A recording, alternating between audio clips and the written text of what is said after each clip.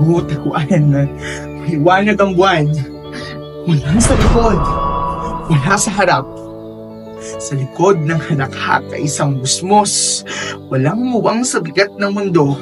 May piring sa mata, hindi dahil pinilit, kundi dahil yun lang alam kong paraan para makita ang mundo ng puno ng laro, ng saya, walang alinlangang bukas.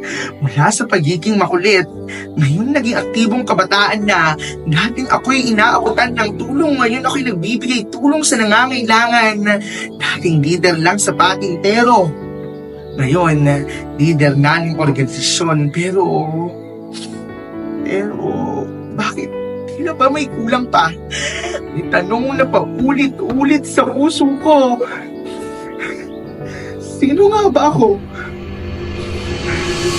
Sa aking pagmulat, doon ko nakita, hindi lang pala pisikal ang pagbabagong dinadala ng panahon, hindi lang taas ng tangkad, hindi lang tunog ng boses, kundi mga prinsipyo, mga paniniwala at mga tapang na harapin ng realidad. Ang dating musmus na ako, ngayon inspirasyon na ng iba.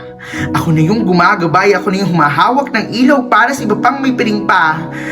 Ang piring na minsang tumakip sa paningin ko, ngayon ay alaala na lang. Paalala na hindi ako nananatili roon. Ako'y lumago at patuloy pang lalago. Pundahan na ang ating simulan, muli ang paghakbang.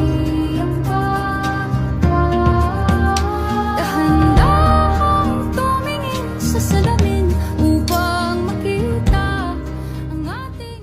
Kaya kung ikaw ay nasa yugto pa ng pagtakip, nasa dilim ng pagdududa, tandaan mong darating din ang oras na kaya mong tanggalin ng piring at sa pagmulat mo, makikita mong ang ordinaryong ikaw ay isa palang pambihirang nilalang na kayang magbago at magbigay ng inspirasyon sa nakakarami. Ako naman